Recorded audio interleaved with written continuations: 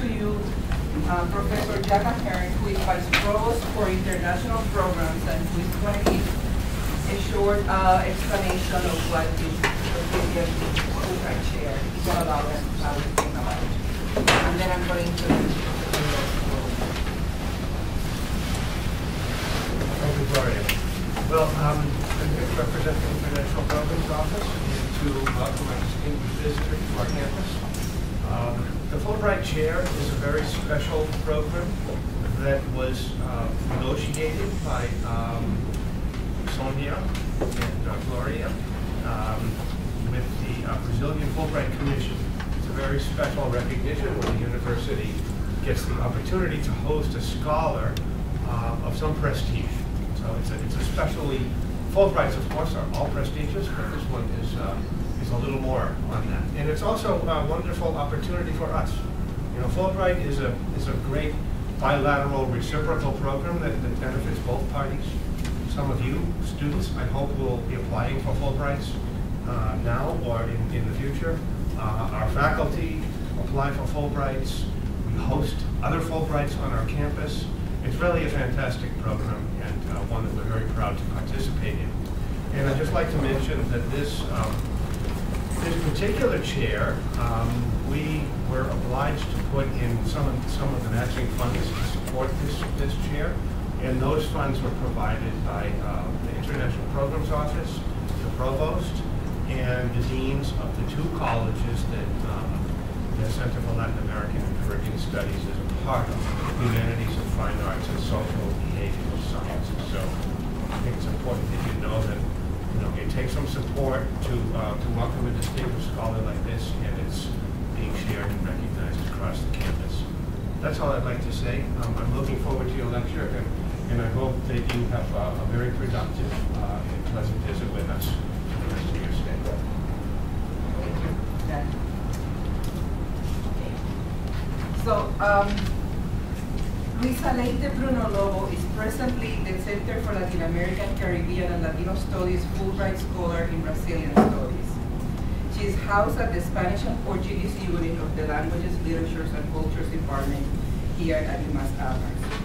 In Brazil, she's Associate Professor at the Federal University of Rio de Janeiro in the Graduate Program of Theory of Literature and Comparative Literature. She holds a PhD in comparative literature and had 2 postdoctoral appointments, one in symbolism at New York University with Professor Ana Balakian, and another on Spanish American women writers from the Free University of Berlin. Professor Lobo has taught Brazilian literature at several universities in Brazil, as well as in Aarhus in Denmark, the Free University of Berlin, and the University of Nantes, Poitiers, and Salzburg. She was a visiting scholar at the Center for Brazilian Studies of Oxford University in England in 2000, and at the University of Nantes in 2001, and was a full professor of Brazilian literature at the University of Poitiers in the year 2009-2010. Professor Lobo has published 18 books of essays, short stories, and a novel, and has edited several other publications and books in Brazil and internationally. Additionally, she has published about 200 articles in specialized journals. Among her books of essays, we should mention Críticas in Juicio, Épica y Modernidade en Sausandrade, Guía de Escritores da Literatura Brasileira, and Teorias Poéticas de Romantismo. Her novel, Terras Proibidas, a saga do café no Vale do Paraíba do Sul, deals with new history and literature and received just now, December 2013, the National Prize of Narrative by the Pen Club of Brazil. She is also a translator of 30 essays and novels of authors such as Virginia Woolf, Catherine Mansfield, Edgar Allan Poe, and William Golding. Her translation of 50 poems by Robert Burns from the Scottish is the only existing translation in Portuguese to this day. Luisa has lectured widely and presented papers in conferences in Brazil, Latin America, Europe, the United States, China, Japan, and Australia. In the United States, she has given lectures in institutions such as Yale, Princeton, Brown, Columbia, and Texas, among others. Coincidentally, she gave a talk here at UMass Amherst in 1985 about women writers in Brazil, one of her fields of specialization. And that's when we met, in 1985. In Europe, she has lectured in institutions such as Oxford, Manchester, Sorbonne, Salzburg, and Milan, among others. Today, we have the pleasure of hosting this lecture on new history and the interpretation of Brazil. Let's welcome her.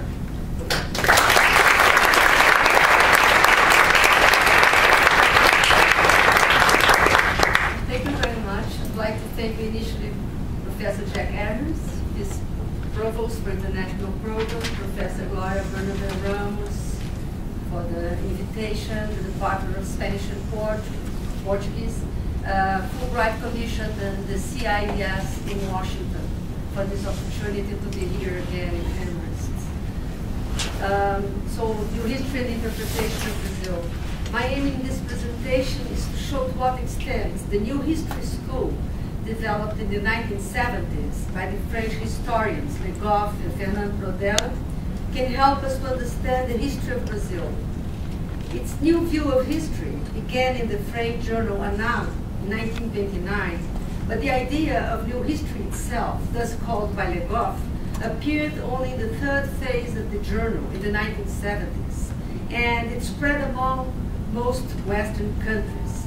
It was followed by the book Meta-History by Hayden White and many authors, such as Peter Berg, who edited The Writing of History in 1992, Alan Manslow, Deconstructing History, and in Brazil by Lilian Moritz Schwartz, among many others.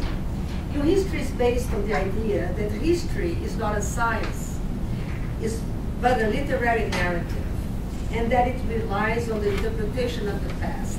It abolishes the notion of truth, which stated that history could recover what really happened as Brand wished.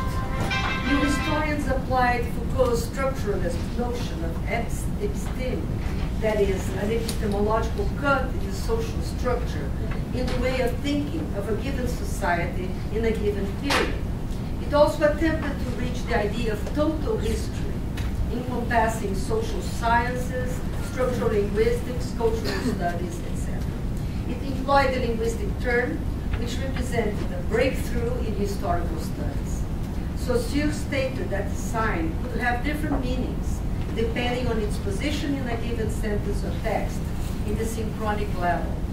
From there, Jacques Lacan proposed the idea of différence, which implies that a sign can be interpreted in different ways, which opens up language to several possible interpretations.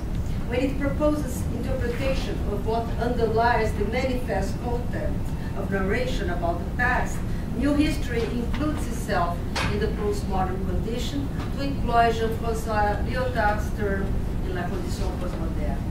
New history also followed Nietzsche's defense of the great narratives of enlightenment, especially the idea of truth as one ultimate explanation for data or events, and it put to doubt the traditional faith in empiricism, according to which history would be able to recover the past exactly as it happened. On the contrary, new historians state that they can only present versions of the past.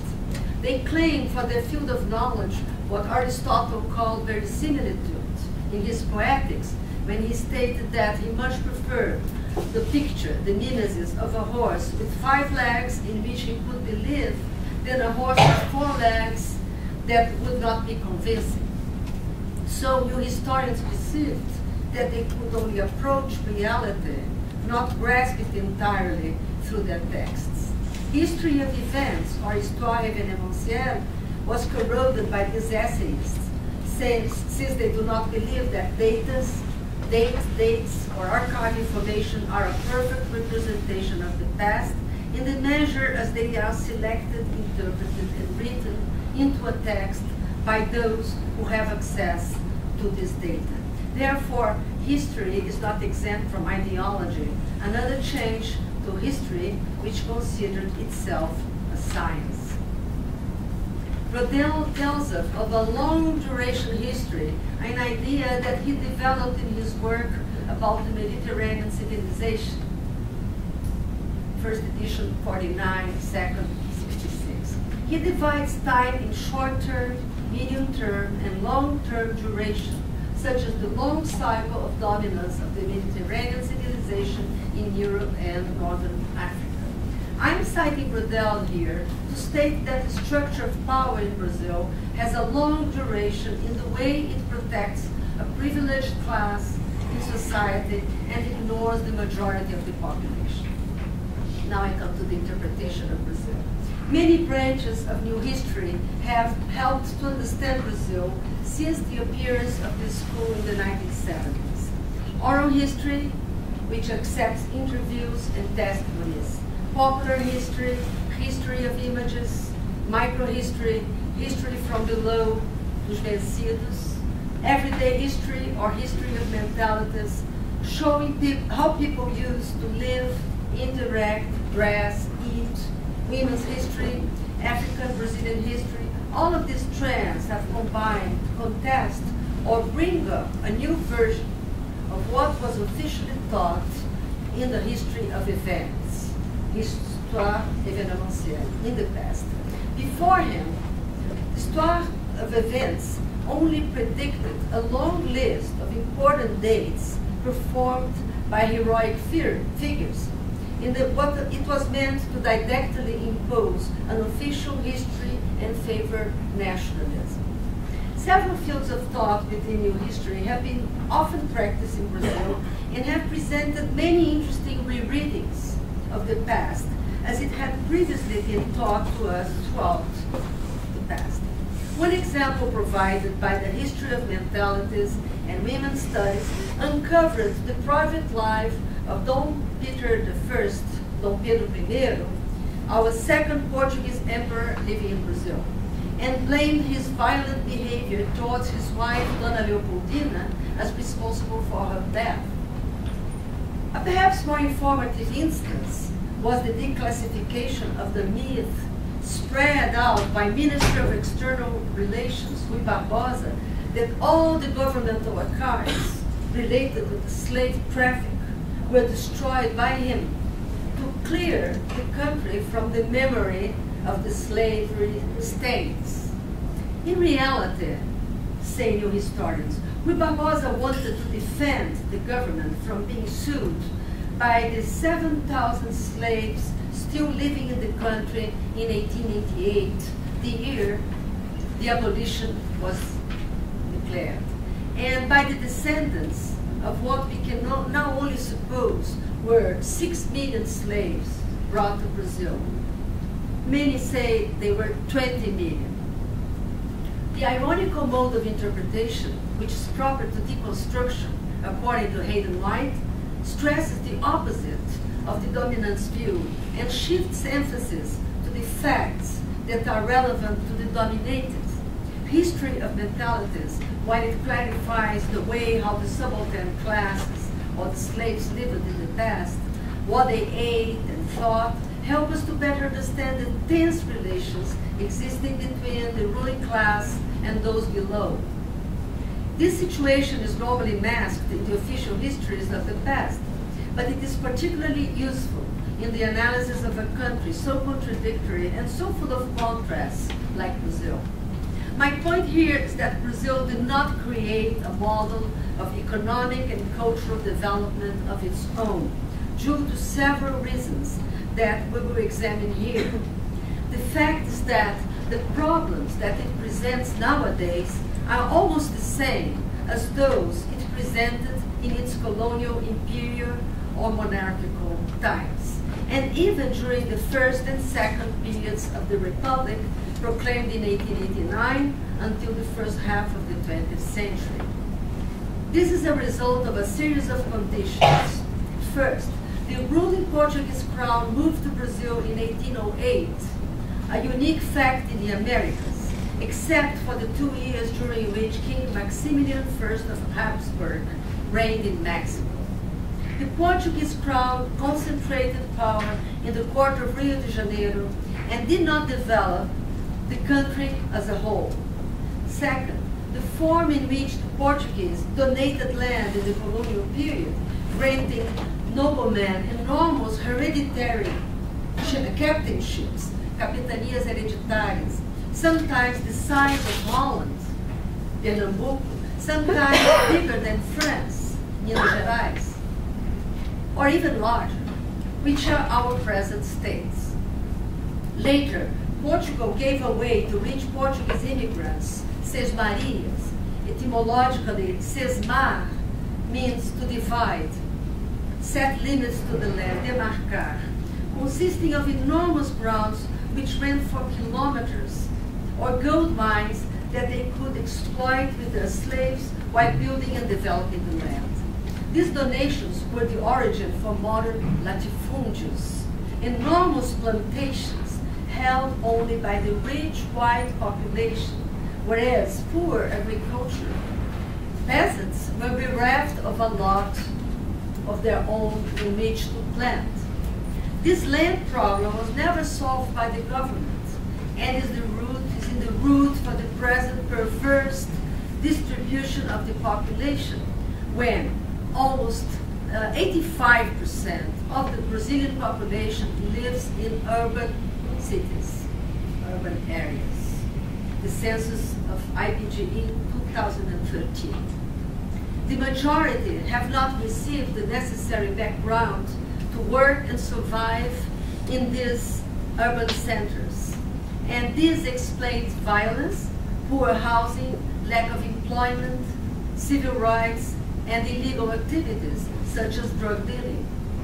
The third reason, the centralized power exerted by the Portuguese crown in the port of Rio, which was followed by a policy that privileged European elite and its descendants, excluding Indians and Africans, who were the majority of the population, inculcated on the people a canon of cultural tradition that only whites, rich, nobles, the elite, merited civil rights, whereas the people who came from other racial, cultural, and linguistic traditions and backgrounds were excluded. Brazil was not able to create a model of development appropriate to its typical population, and it never developed a real middle class, opening the country to wealth, because it always privileged the ruling elite.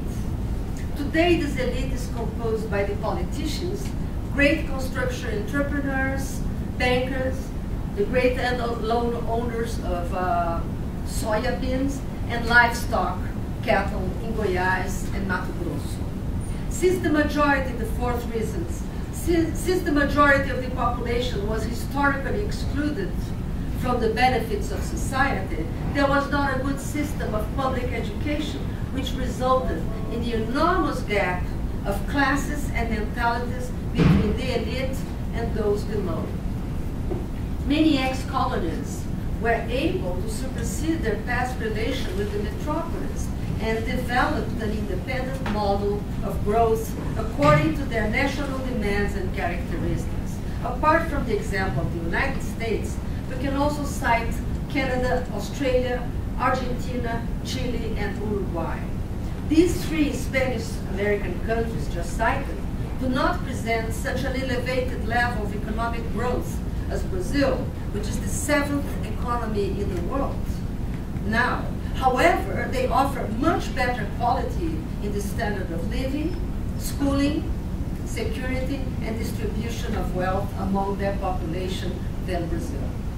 According to UNESCO, Brazil holds the 76th position in quality of education in the world, and only 17% of the population of 200 million get to study at the university, a number which raised from 1% in the 1950s until 1970s, but which faces the problem of the low quality of our private universities, with the exception of the Catholic, PUC, and Mackenzie in São Paulo. The Brazilian government sees now with preoccupation the advancement of the 21st century and its lack of specialized manpower. which hinders the technological advancement, which would demand a creative destruction, a breakthrough in technology for social change, pointed out by Darren Acemoglu and James Robinson as a turning point for development in economic growth in their bestseller, Why Nations Fail: The Origins of Power, Prosperity, and Poverty, a book of 2012. But how can such a creative destruction in technology take place in a country whose population is digitally illiterate and barely literate and has one of the worst performances in mathematical ability in the world? I do not agree with these authors when they state that only political will and technological innovation suffice to change the development of any country. These factors are subject to the level of education. They do not appear out of the blank. At least the Brazilian government has become aware of this educational deficiency and has issued a law in the end of 2013 that makes pre-literate school public daycares obligatory for destitute families. The states have 3 years to put it into practice. A decade ago, the government wanted to divert the budget from federal universities, which are free in Brazil. They cost nothing in Brazil when they are federal, or state universities, by the way. And they function reasonably well. They wanted to divert this to finance the primary school system, which had collapsed a decade ago. In great measure, public basic education was purportedly ruined by the military dictatorship 64-84, which considered education and press information very dangerous for their permanence in power. It is not surprising that so many governments want to stop the population from having access to the internet nowadays. Fortunately, in the last 5 years, the government has realized that both levels of education are important. The basic to allow students to follow university courses, and the latter to promote research and progress. According to post-colonial studies by Ashcroft, Griffiths, and Tiffin, in their book, Key Concepts in Post-Colonial Studies, English colonists showed a high level of development because England was already a capitalist and industrialized nation when it conquered them. Thus, it invested in education, even if through the reading and teaching of the Bible. It belonged to the third wave of navigation, according to world system theory by Immanuel Wallenstein, the modern world system. 1974. However, the Iberian cycle of conquest happened in the first great cycle of modernity in the 15th century in a mercantilist phase. Portugal conquered countries and islands in Africa, Macau in China, arrived in Goa, in India, Indonesia, and conquered Brazil. However, in this mercantilist phase, investing in language and culture was not the practice. And Brazil, as well as Angola or other African countries, were seen only as warehouses of goods. It is true that education was a strong point in the Spanish colonies in America. However, Spain was such a powerful nation in Europe in the 16th century that even belonging to a mercantilist phase, it could afford to invest in education. If it were not for the French, Dutch, Austrian, and English artists who visited Brazil, what would we know about our past? The painters Eckhout and Frans Post, brought by the Dutch Maurício de Nassau to found in Pernambuco a colony called New Holland, in which he failed in the 16th century. Debré, Tonnet, and other painters brought in 1816, 19th century, in the first of the 3 French artistic missions in the 19th century, and many other artists and scientists who visited Brazil, such as Jean de Lery, Debré, Hans Staden, Thomas Endler in the Austrian mission, Hugendas, Chamberlain, the English writer of a precious Sojourner Maria Graham, an English woman, and even Darwin, who visited Brazil, much contributed to the history of images such as an important part of new history. So this is a picture by Eckert of an Indian chief. He is responsible for the only picture of Cunhambebe, main Indian chief who defended the Brazilian coast from the French invasion, the Antarctic France in the 16th century. He was a Dutchman from the realist school. Franz Bosch is much more famous than he is, but he has been discovered lately. Cunhambebe, probably is another picture of Cunhambebe here, was very important. It's in the book of Antonio Torres about My Dear Cannibal, Meu Querido Canibal. This is a famous scene by Debris, very much shown, and from the 16th century. It's a period when they were realistic. Later, romanticists made an Indian with romantic European behavior. But this is really the way they cook. There is one picture where there is a big pan. It's not correct. They moquear. They put it like a barbecue. They do not. For this is the kawin rum, not the way they used to cook. Since the beginning of its history, Brazil lacked the educational resources to develop this autonomous model of government and culture.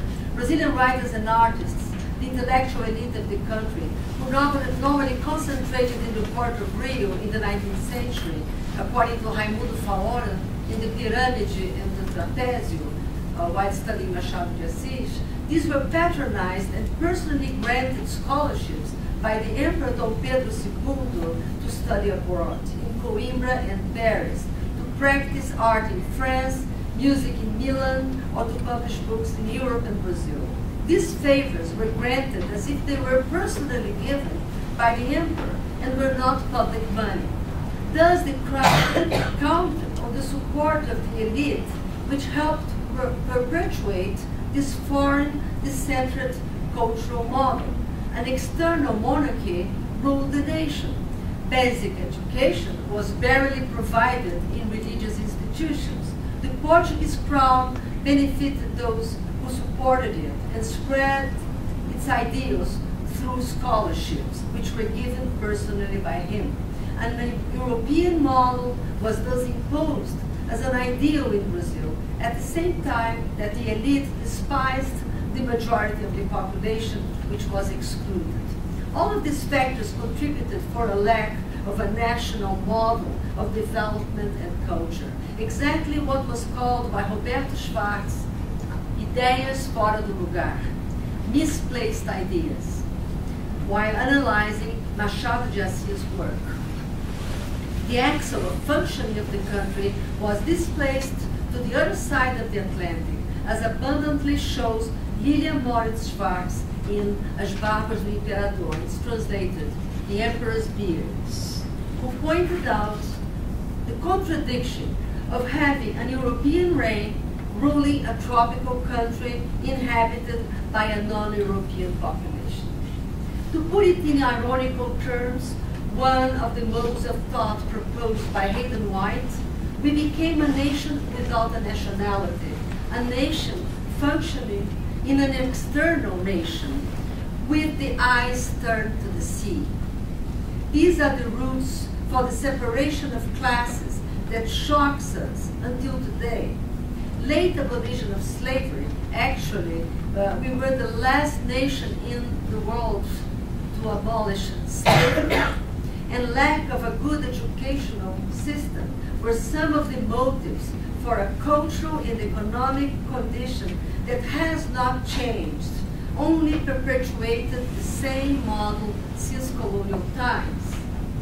This is the house of Negros Formos. They are the free slaves. These ones that have been slaves but have been freed. They lived, this was the utmost comfort for slaves because they were free. A hut. And now This is the slum, still growing and growing and growing. The biggest slum in Latin America, Rocinha.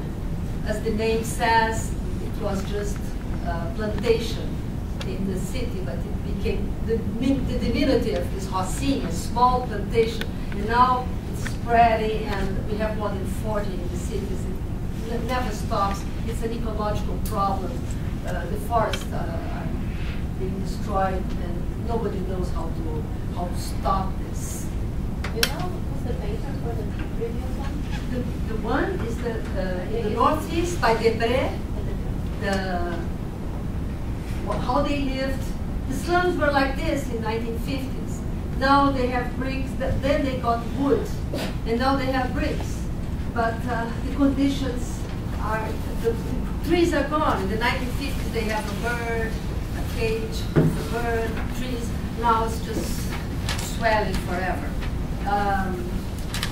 The exaggerated growth of the population without the government achieving the implantation of family planning in the 1960s due to the influence of the Catholic Church, the lack of an agrarian reform due to the influence of the rich landowners who might have 1 million in livestock. They need helicopters.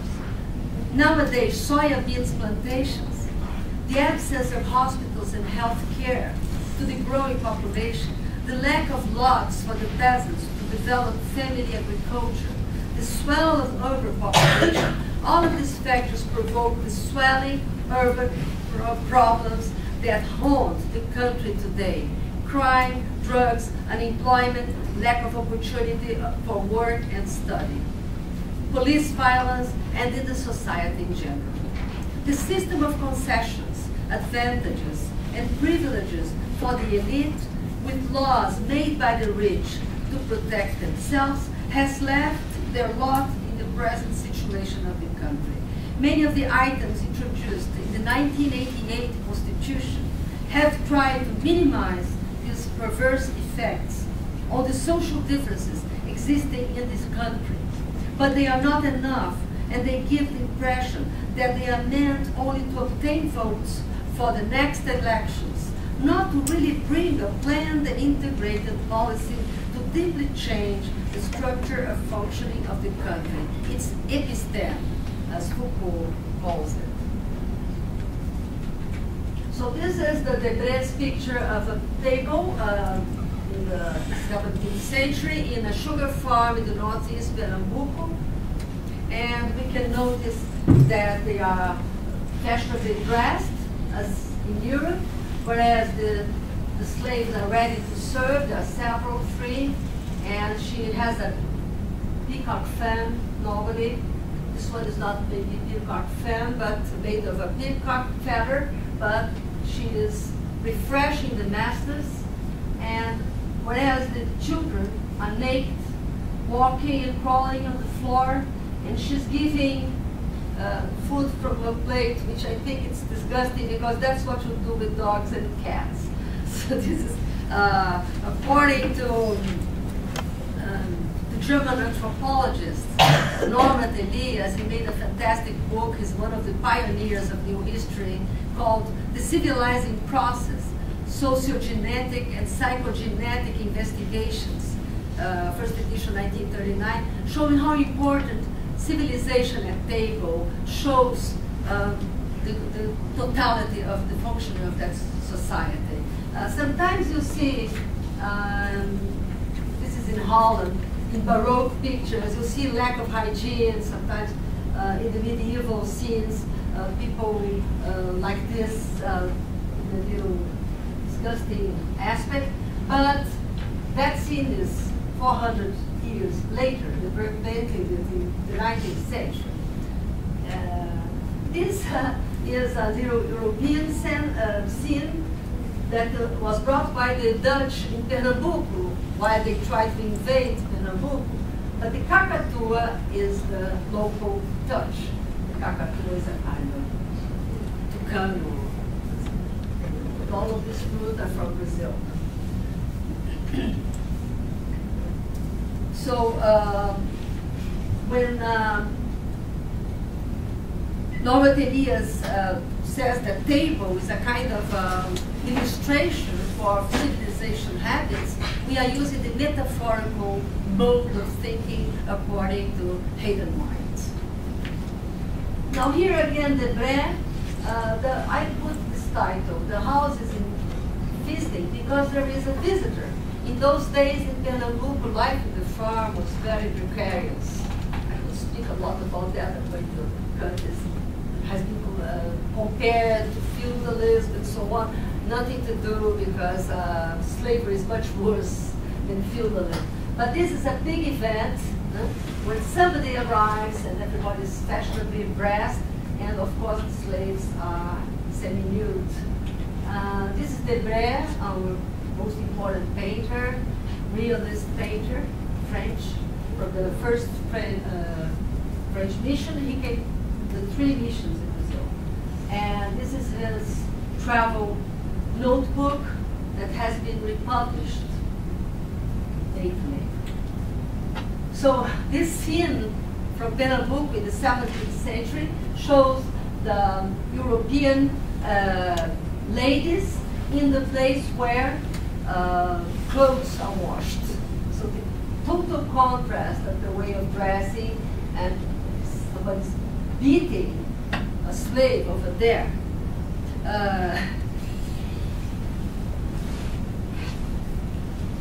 I particularly liked this picture, 1892, 19th century, because it's a manioc farm. We don't speak much about manioc. Manioc was the basic ingredient for Indians to survive, corn and manioc.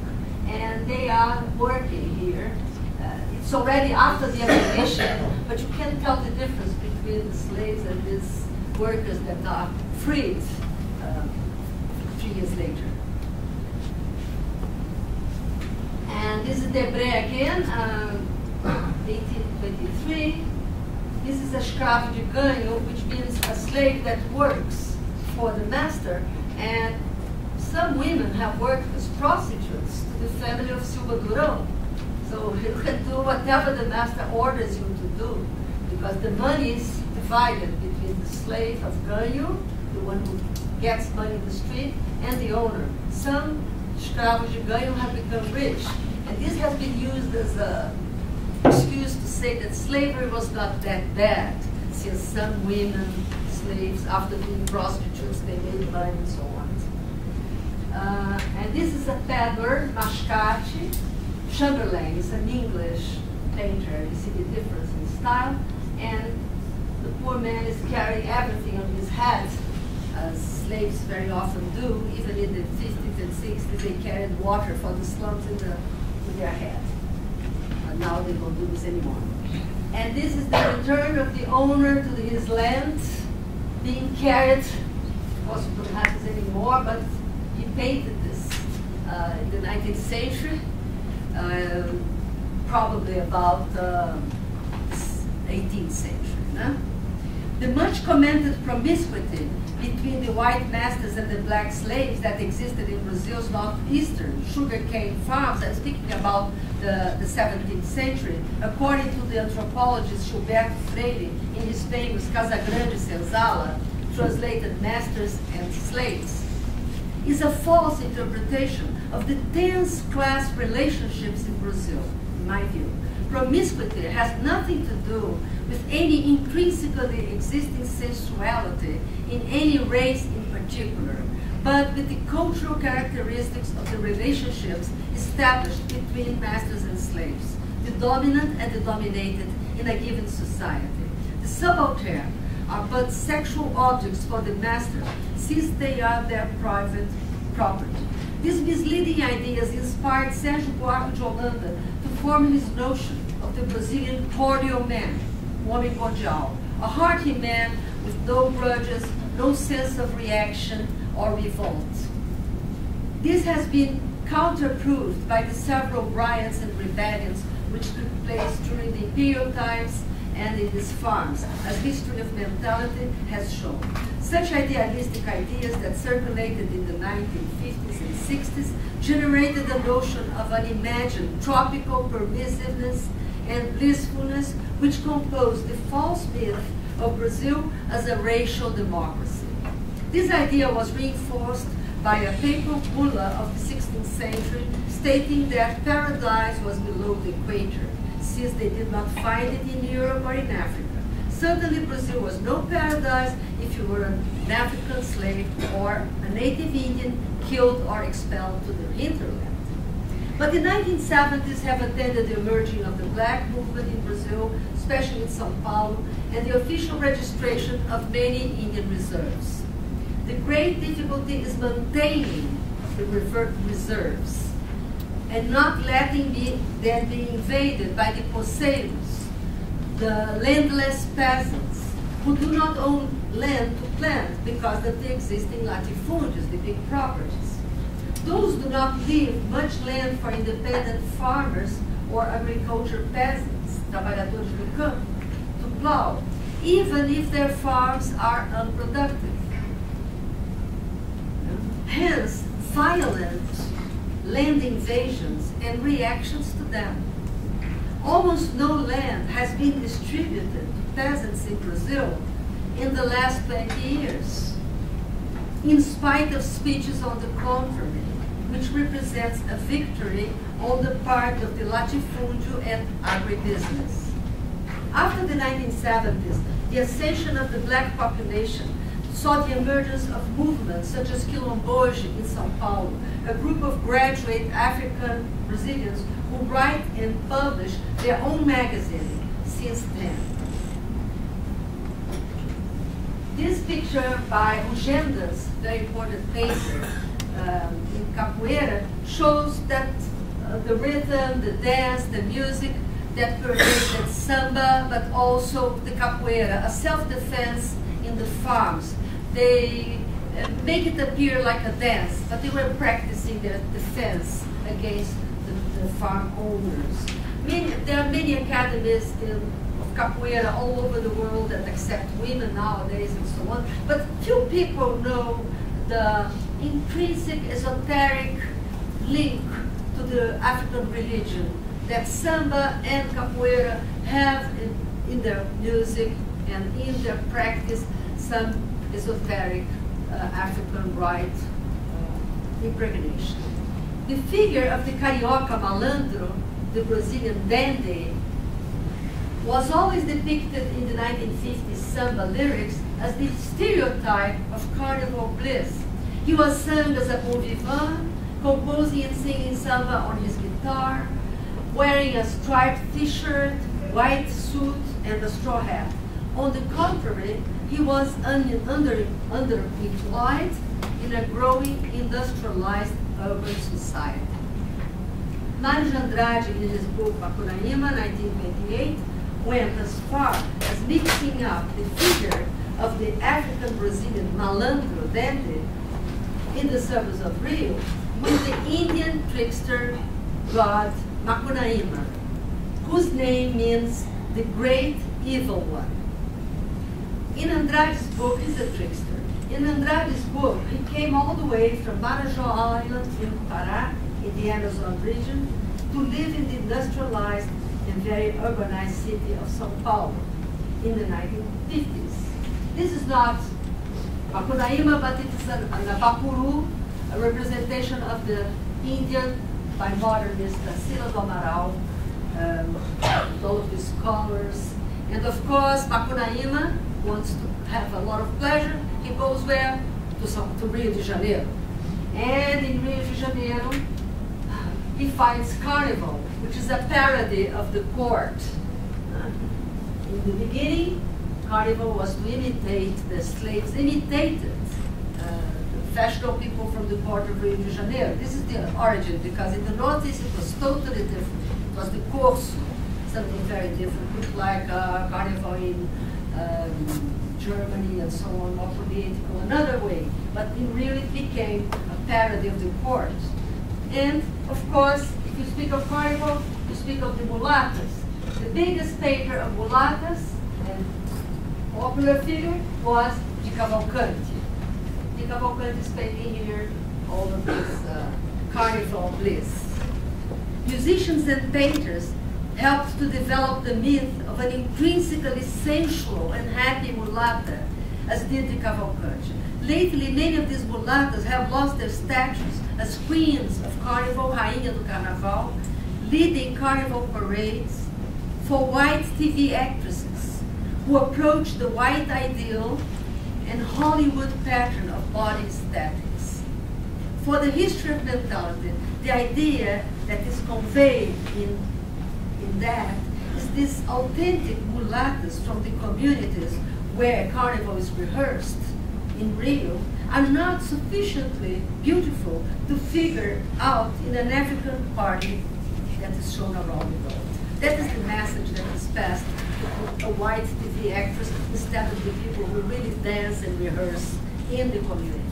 During the 19th century, Brazil has not developed a national model for its economy and culture. It only imitated French standards, as in the scene of the Indian novel, The Guarani, in which José de Alencar makes Peri lean an Indian, dangerously on an abyss, only to gather a flower to give it to Cécile, representing him as a French gentleman, the symbol of the nationalist, nativist Indian literary school, which followed Chateaubriand's and Rousseau's ideas.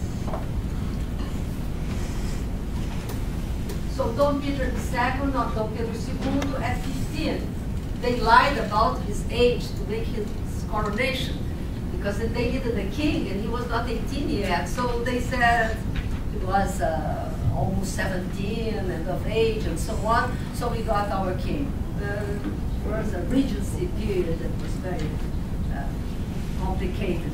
And the clothes, the way he dressed, everything is meant to represent that he was somebody very important and did not dress like people in the country at all. Here,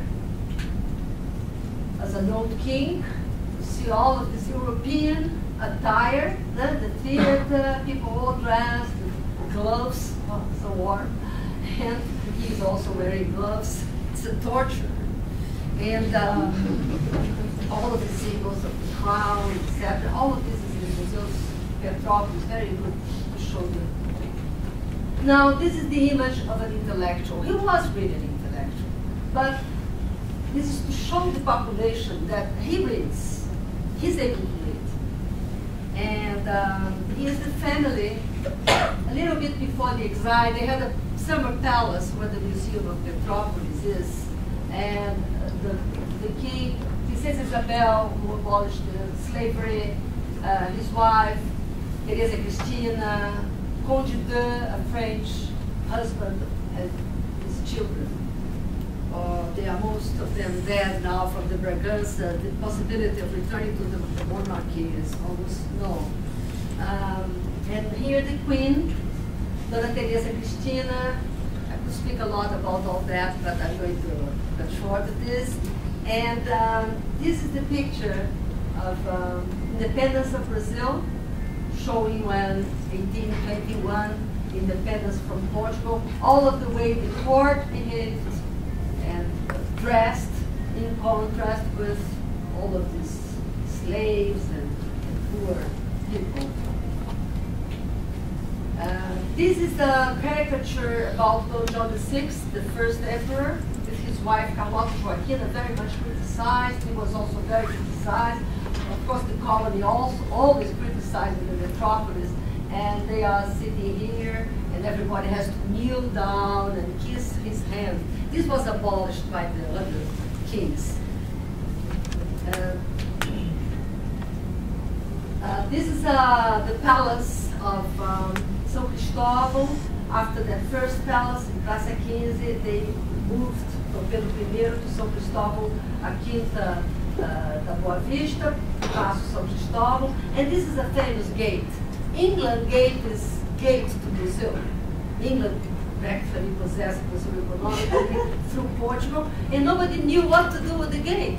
So they put the gate there. And so we began to say, this is a gate for people to see, but it had no use whatsoever. You see the chariots are coming from another way.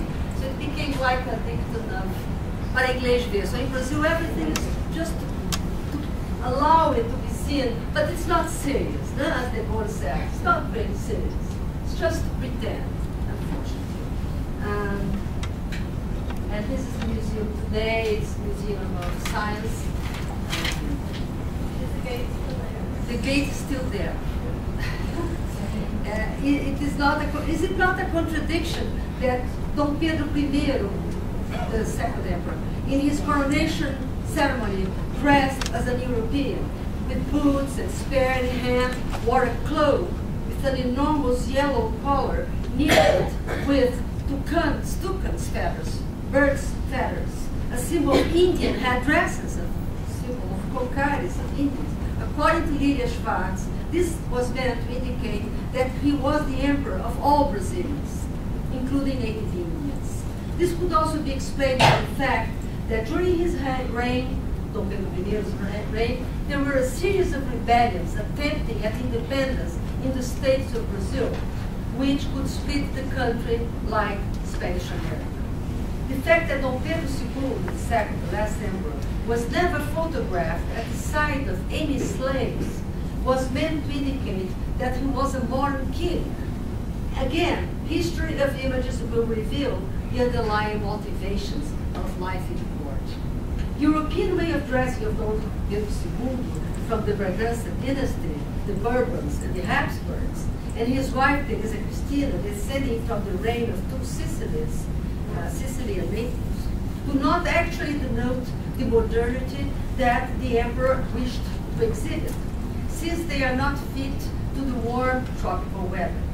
This attire was meant to symbolize the abyssal difference that was imposed as existing between the European court, distinct, elegant, well-behaved, and the common people of Brazil, including slaves who had no access to such civilized habits and clothes. On the contrary, Africans and Indians would walk around naked or half naked if these were allowed by the priests. The emperor himself chose the writers or painters that he wanted to favor and finance in European countries, sometimes for more than a year, in France, Germany, Italy, or Portugal. To thank for the emperor's romantic views in the first half of the 19th century, many painters made pictures to please the emperor, showing native Indians in romantic postures. I quite like it. It's Antonio Parreiras, Museum of São Paulo, an Indian in a romantic position. This is another painter for Ilha do Faial, a naturalized Brazilian. Iracema, the famous character of José de Alencar's novel, Iracema, 1865. Quite realistic, this one, but still showing some 19th century picture. And then the famous Pedro Américo, one of the most favorite, because he painted all the historical scenes that were important for the government. So this is the independence of Brazil by Pedro I. It was very much criticized by new historians, saying it was not like that, the Ipiranga River was not like that, and so on. The fact is that he declared independence. Antonio Carlos Gomes, our only opera composer, worldwide famous, had a strong success with the Guarani in the Milan Opera House on March 19, 1817, where he traveled financed by the emperor. He had the idea of his composition when he heard someone crying in the street in Milan, an announcement of the book by Alencar in translation to Guarani. Even Plácido Domingo acted in Guarani, famous opera.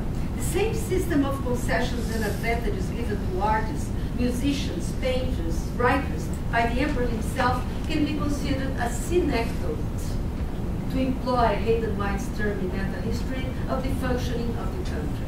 Also the form in which the land was granted by the Portuguese crown during the colonial monarchical period among the elite, the homens bons immigrating from Portugal, remained as a synecdoche for the model for governing until today. For the elite and the protégé, everything. For the workers, minorities, such as Indians, Afro-descendants, women, nothing. Only after the 1870s, the African slaves were employed as a theme for the Brazilian writers of the realist school. Castro Alves was the first to launch the anti-slavery cry, not the first, but most important, to launch the anti-slavery cry with his book of poems, Os Escravos, 1833, posthumous. But he recited this poem, Navio Negreiro, in 1868 in São Paulo. However, this poem was inspired by a poem in German by Heine, Das Sklavenschiff, as Fausto Cunha has pointed out. The end. Bernardo de Guimarães wrote a roman de thèse, thesis novel, Escravizaura, 1873. In order to make his point more convincing, this slave is the daughter of a Portuguese gardener, is white, and received a very cultivated education from her mistress, playing the piano, singing, etc. Of course, the headmaster, a married man, falls in love with this idealized beauty, and she rejects him and runs away, and is saved by a true gentleman who is single and who helps her to escape from his norms.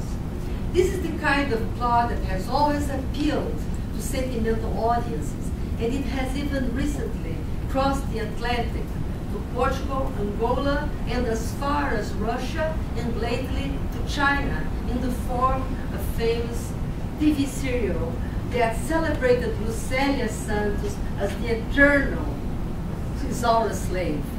She never did anything else. She became a Isaura slave forever. It's her karma. Well, I come to the conclusion. My speech may sound pessimistic in the analysis that I have presented here. However, this reading can help us to understand the demonstrations that are taking place in the streets and recently shopping centers of all the main capitals of the country. They are called upon through the internet. This was in the beginning. They were complaining about the stadium expenses that were very excessive. Here, they complain about soccer, but they love soccer. All the time people want soccer, so the government decided to make soccer games. Why are they angry? Because of the reasons I'm trying to point out. So now they speak about health, security, and so on. So the country wanted to be populist and please, it didn't succeed. Here, this is complaining about health, hospitals, and so on. So once again, demonstrating about how the country is working very poorly. Such riots lead to shop window breaking, especially of banks, a symbol of capitalism. Recently, a journalist from the Bandeirantes TV channel was killed in one of these demonstrations. Many acts of violence on the part of the police and of the demonstrators have been made under several excuses, either the price of bus tickets in the beginning, or the lack of hospitals, and lately, the World Cup.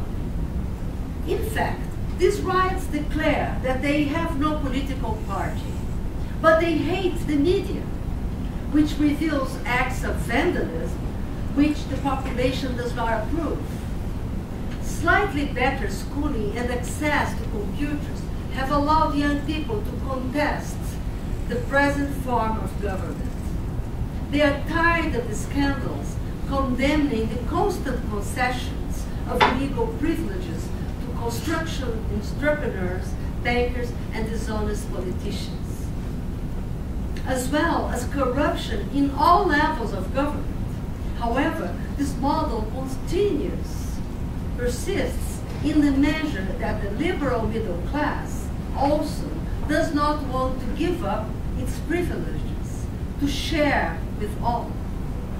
Therefore, the same model perpetuates itself in the country. Teachers and doctors should be better paid. Medical and educational institutions should be better equipped and financially supported, It seems that the model of a dominating elite over a dominated class continues. Economy is sustained by a very badly paid working class, which most often lives in slums or in low-budget communities. Even if lately it showed a small shift to a better standard, which was much propagandized. But Brazil is far away from a policy of a really democratic balance. A new rising middle class, which in the last decade earned a little more and got access to information, got tired of being exploited. The country urgently needs a change in its mentality. Today, democracy is only for those on the top. This explains why so many riots emerge in the streets. Both dictatorships in the 20th century, Vargas, 39-45, and the military, 64-84, only reinforced the idea that power has to emanate from an elite, even when they promulgated favorable laws for the workers, as in the case of Vargas. Such dictatorships always threaten the unstable democratic governments in Latin America. So this photo is the new Brazil. It shows the map of street demonstrations in Brazil. What do they complain? It's not for the 20 cents of the bus. The countries in the world that pay more income tax. No, I don't speak about Scandinavia because they have to return for that. They can pay up to 70%, but everything is free there. So we pay the most income in the world almost. Until today, concessions granted by patrons in a Weberian mark of prestige and power continue as if the money was not generated by the public. The same form of functioning as in the monarchy, with the relation metropolis towards colony, continues to rule the country in the dialectics of government towards the people. These concessions, immoral, if not illegal favors, are called mordomias. They bring advantages for powerful friends in exchange of favors to bankers, entrepreneurs, politicians. The patronizing mecenat of the past has spread as a general form of government that destitutes the population of the fruits of its labor. There is an endemic difficulty in Brazil to understand that development depends on distributing the resources and wealth to the totality of the population, so that we can build a stable middle class and develop an internal market.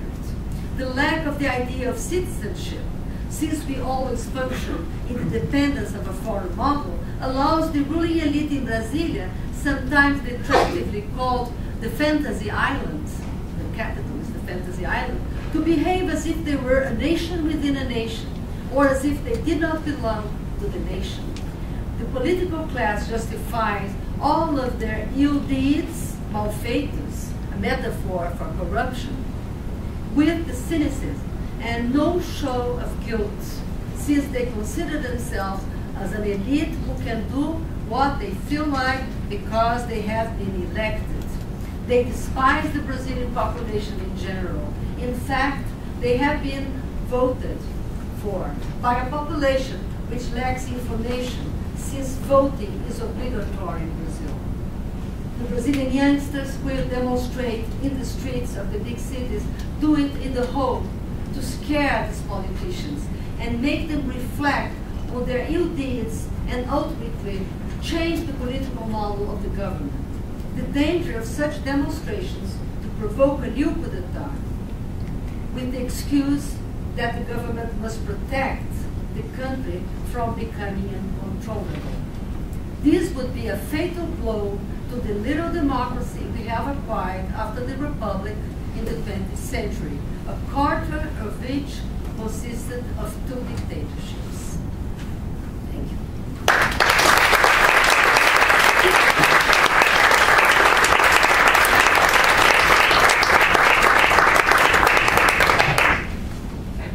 Questions? Comments?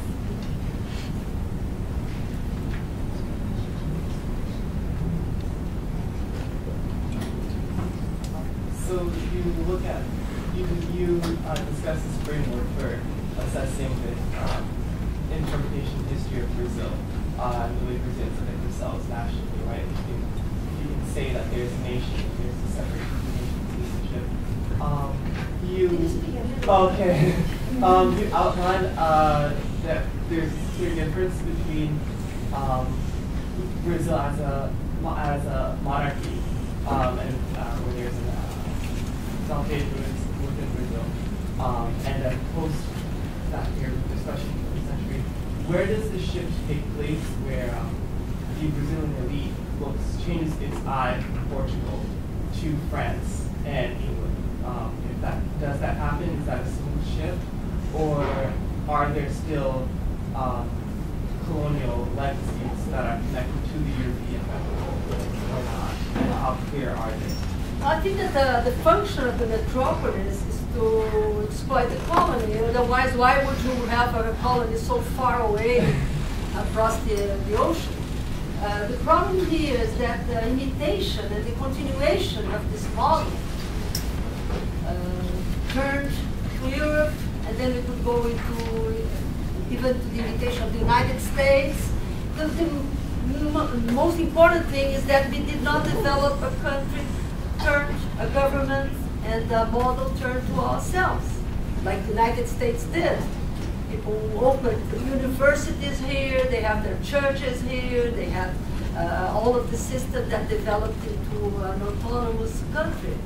And since we are always imitating somebody else, we never get anywhere. For example, why don't we imitate China? Because China, until now, was a very poor country. And they had several solutions, cheap solutions for some things.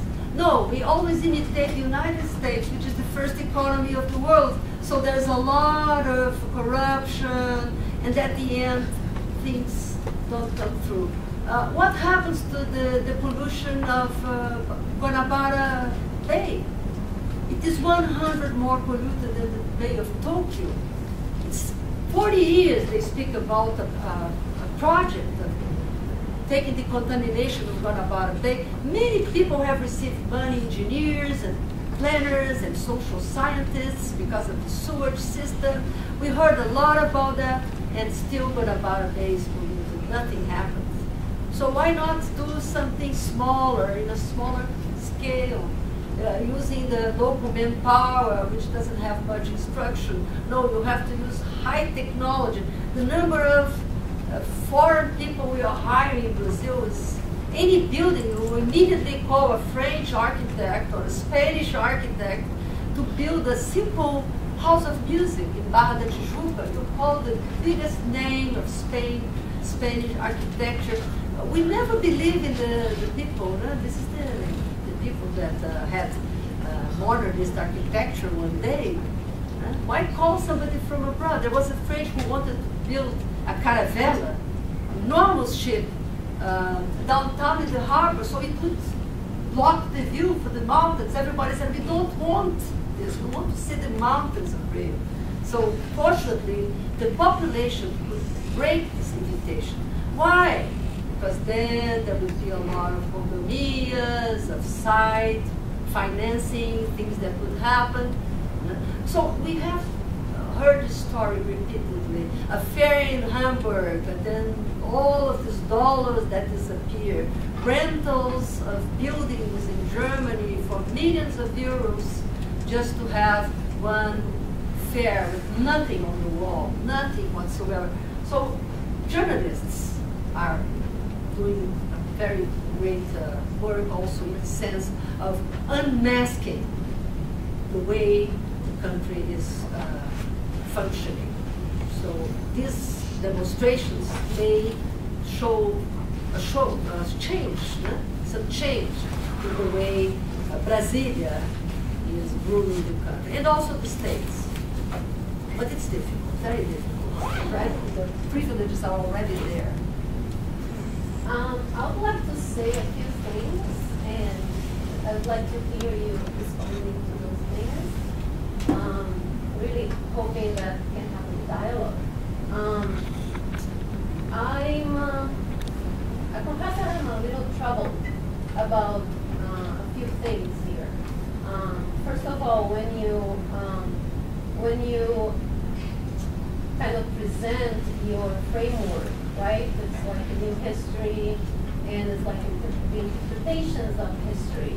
So in my mind, there is also the possibility of hearing those voices that mainstream narrations or narratives of history have not been given the opportunity to be heard.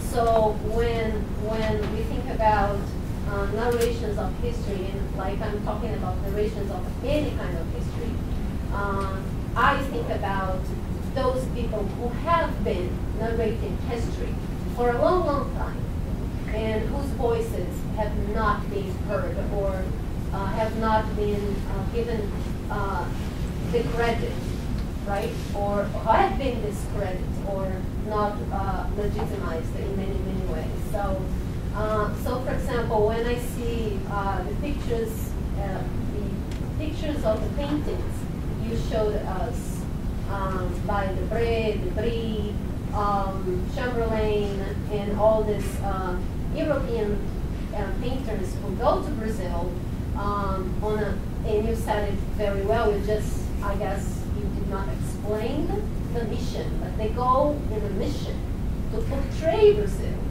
to Europeans. And it's, for me, it's very, very clear when you see brown, indigenous, or black bodies in contrast with elite white bodies on those paintings. For me, the images and their mission become very clear. You know, like it's exoticized, otherized image of a new nation, right?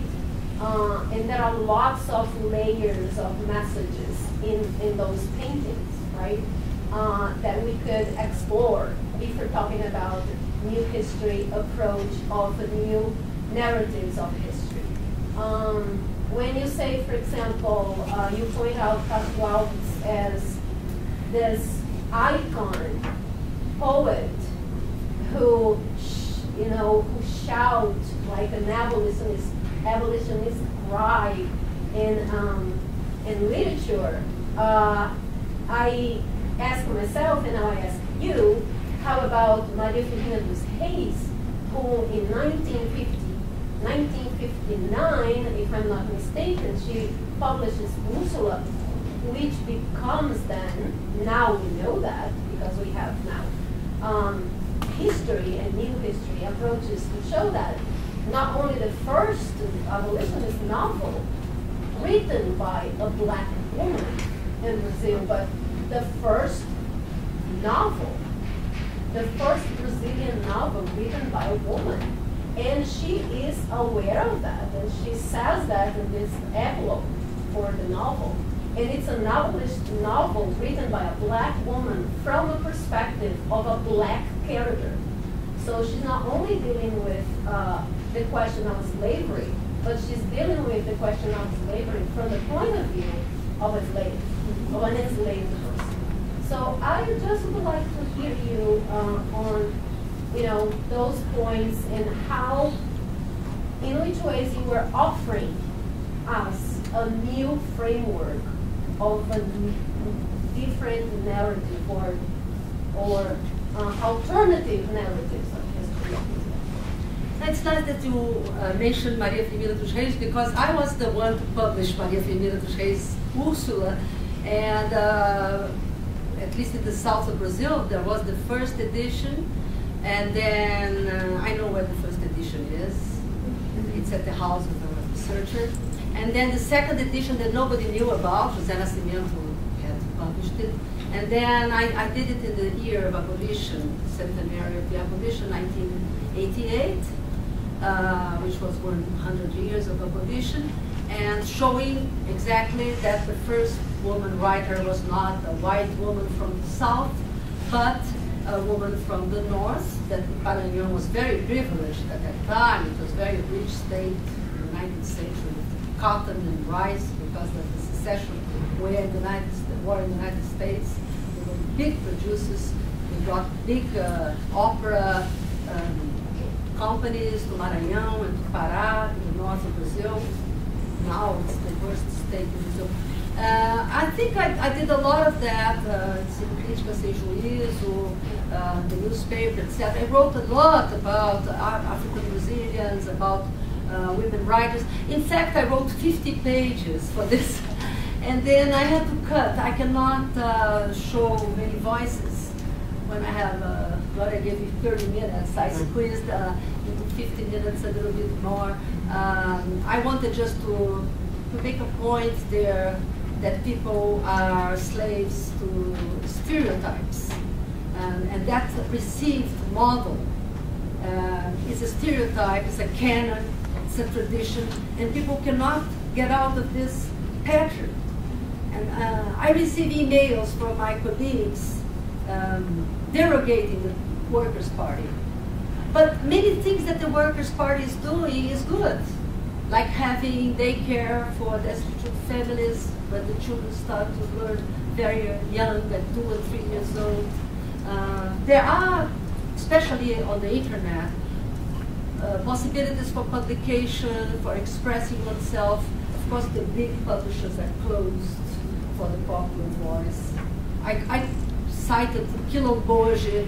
They do not accept any white people there. It's just their word, their expression. There are many possibilities of expression, but I wanted to make a point here that it's not just a spell of magic that changes the country. You need an infrastructure. And as soon as you get these demonstrations, which are the expression of the people, they cannot stop that. Hopefully, they will hear these people. And they will give more opportunities for these people to study, for example, and be able to write, because this is one big problem with Quilomboge. If you don't know how to write, you did not have a good primary school, you are handicapped to begin with. Thinking for popular music, spontaneous is not so acute, or for drawing naive pictures, but if you want to go into the mainstream, it's very important to have basic education. I think Just sort of following on that point, I've been, in what I've been able to follow the protests just through media coverage here and trying to follow what there's a lot of debate about the actual class composition of the protests and the protesters. And it seems to sort of split as you're sort of pointing to this notion that, you know, with the development of this, like, the growth of this classe lycée, like a new, you know, sort of lower middle class and consumer class with maybe some access, better access to computers, some better access to education, and sort of, I guess, broaden expectations that that's a big part of the class composition of this protest. And then the other perception, which seems to echo a lot of what we heard about the Occupy movement here in the US, which is that this is not a movement that's representative of a certain underclass, or this is actually a movement of, you know, relatively politically, relatively white, relatively university educated support. But it's sort of a manifestation of the sort of rebellious children of the elites. And so, and then thinking about the whole regime here, which is these protests, you know, goes to shopping centers. Shopping center, which, you know, there's that question of whether these are actually politicized movements or it's just what the custom happening. But could you speak to that question? There are so many interpretations. Any contemporary movement has many interpretations. People don't know really what it is. There are people who are afraid that some of these demonstrations are financed by some parties, either because they want to destabilize the government or because they want to win the elections. And since the Workers' Party is so strong, the only way to have some voice would be to have it less strong. But what I try to show here is that, yes, of course, these people, now that they go to the shopping centers, they are going there with beautiful clothes and they want to express themselves, and they are at the university. But I mean, what kind of university is this in Brazil? If you pay, you pass. The university, I worked there for some years. I'm not going to say the name, it's just closed down now by the government. You could have 0.1 and be admitted. Every Sunday they made an entry exam for that university. You have people who did not study. You had people who could not study because they didn't know how to write correctly. Anybody would get a degree. So I think it's chaotic. You know? If you don't have a certain standard of centralized government, of demand, of a plan, to know where the country is going, you have all of this confusion. And there are people who are profiting from the World Cup just to make these demonstrations. And among them, there are some young people who just want to show their community cause. Look, we exist. For example, my students of literature, they complain because the shopping centers want to hire people who are 1.70 m, girls 1.70 m with blue eyes and blonde hair. And no one of them who studies literature to be a teacher, to get a small salary, no one of them has this physical type. So only people in the south of Brazil has this physical. So they can't work. They don't find a work. They have to work in the telephone where nobody sees you. Television, we see one person, African Brazilian, Gloria. All the others are, so TV Globo hired one person who is African Brazilian. So this is the kind of thing that is exploding in Brazil. Even with this education that is not so good, people are having access to more information, including by the internet, and they are tired of this model. It's not because the monarchy was wrong, or I'm not criticizing anything of that, because also England was here in the past. The thing is that we could not find our way yet, in my view. I think that you wanted to say something too. You said Me? yes. Yeah, I was going to reply to some of the comments that Flavia had made about Maria Firmina dos Reis, the portrayal, the telling of her history, and those portrayal from the European eye. Why is that Maria Firmina doesn't get much of a voice? Well, it's because exactly for what you had said, that Brazilians have their eyes towards Europe. Those images from Jean Léry are much more powerful than Maria Firmina's voice. She's a black woman and an African writer woman, so her voice doesn't have as much power and impact as the other images. So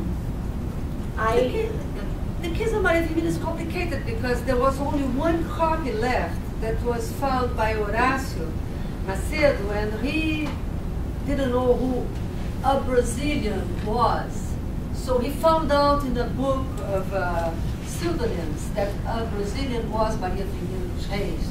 And this book was published only in 1972. I published it, there was another this edition, and then I published in 1988. So she could not have a big voice in her time. And as the case of Sousandrade in Maranhão, he lived abroad most of the time. If the person was not in court, she was not even in the capital, São Luís. She was very poor. She was a primary teacher. Her cousin, Sotero dos Reis, was an important grammarian and so on, but she did not get in touch with these important people of Maranhão. She was in the continent. Even today, to get to the continent, you don't know the conditions in Maranhão. Ask Sarney's daughter, the governess, how can it be? It takes 8 hours to go from São Luís to the continent. So it's an enormous state, and everything is concentrated in the small island where São Luís is, because he has his house there. So that's where the capital is. And all the rest of the state has nothing, produces nothing. So this is an example that if you are not in court, Paolo showed it very well. If you are not near the emperor, if you are not in Brasilia, if you don't have the patronizing favors, you won't go very far. So it's not a meritocracy yet. even if 1988 Constitution demanded public exams for entrance in the public jobs, these exams are not perfect yet. And I cut from my text the problem of quotas. All my friends are going against the quotas. People wanted to beat me when I spoke, I don't know where, it was Hungary, there were some Brazilians. I defended the quotas, and the people from the consulate were not very happy that I defended the quotas a long time ago. But I think that the quota that the United States doesn't follow so much because you have had a program of quotas for a long time here. And people say, we don't have to do it because it's over in other countries. But what's happening is that the universities are opening quotas. Many are opening quotas to enter the university silently, like the State University of Rio, Brasilia University. They don't propagandize that, but they have been doing it for 10 years. And the students, the white students say, we don't want it because we are going to lose our opportunities. So what they don't mention is that the quotas are extra vacancies. Every time there is an exam for a public job or for the university, this quota benefit, they put poor and Afro-Brazilians, they are extra positions. And if they are not filled out, they just disappear and the normal number of students get in. They are all rich and white because the federal universities that are free are occupied by the students of the best private schools. And those who don't have the money, who studied in public schools, pay for the university. And then they say, I cannot find a job. So you see, the whole system is very perverse. So the quota system is very important, I think, for our country. Otherwise, you will never see an Afro-Brazilian doctor. You repeat the model, all the stereotypes.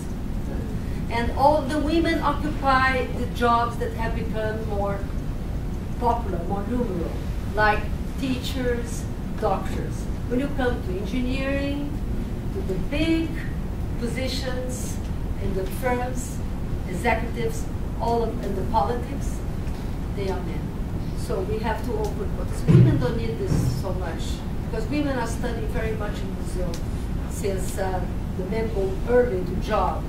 Many women have the opportunity to study. And these daycares are very important so that women can go to the university and study if they are mothers. But the situation is better than the population, destitute population in general. Yeah? So why don't we? Oh, he has a question. You may. Yeah, I'm not as closely in touch with Brazil as I was when Lula got elected for the first time. But I'm very curious about the demonstrations and how much they're directed towards the PT as the party in power that after 2.5 terms has not solved every problem, and how much the PT is seen as corrupt. After the first vote by, Bingo Gate, and I had some disappointed I didn't get any more attention. Are they attacking the PT as corrupt, or are they seeing the other parties as corrupt, and what it means for PT's future, and even more complicated, how the government and its repressive forces will manage increasing protests that will be occurring on CNN on a regular basis as the World Cup approach, and what sort of resemblance might they be to an instance of, remember, the narco trafficker Fernandina del Mar burning buses in Rio on the eve of Carnival to try to extract certain concessions from the government. Yeah. Is that going to happen? Yes, as I said, there are a lot of people who are taking advantage of the World Cup to make their personal voices heard. And the manifest content is that they have no political inclination. But I am sure that many people are against it, especially on the internet. all the messages are accusing Lula's son of corruption, that he's being judged in Portugal, that he changed the plugs just to make money out of that. We have a ridiculous plug now that's good only for Brazil, totally useless. We have lines and adapters. So many important things in the country, and they made this law that we need new plugs. But you know, they want to be nationalistic with this kind of small thing. And burning of buses, all of this happens in France too. It demonstrates that the suburban population is not happy. But the main voice says it's not a party demonstration. But I'm sure that many people are tired of corruption. And since the PT has been there for 20 years now, it's more accused than the other parties. Doesn't mean that they didn't have his voice. They are discovering some also scandals about the subway in São Paulo in the time of Covas, PSD. I think this corruption has existed, but now it's visible, and it's the year of elections. So it's just taking advantage of the moment to express themselves. I think the World Cup is going to go okay because of police and everything, but it's just nasty for us that this is happening exactly in the. It's more for the elections than the World Cup, I think, all of these demonstrations. Okay, so we will move them for what we are celebrating this session.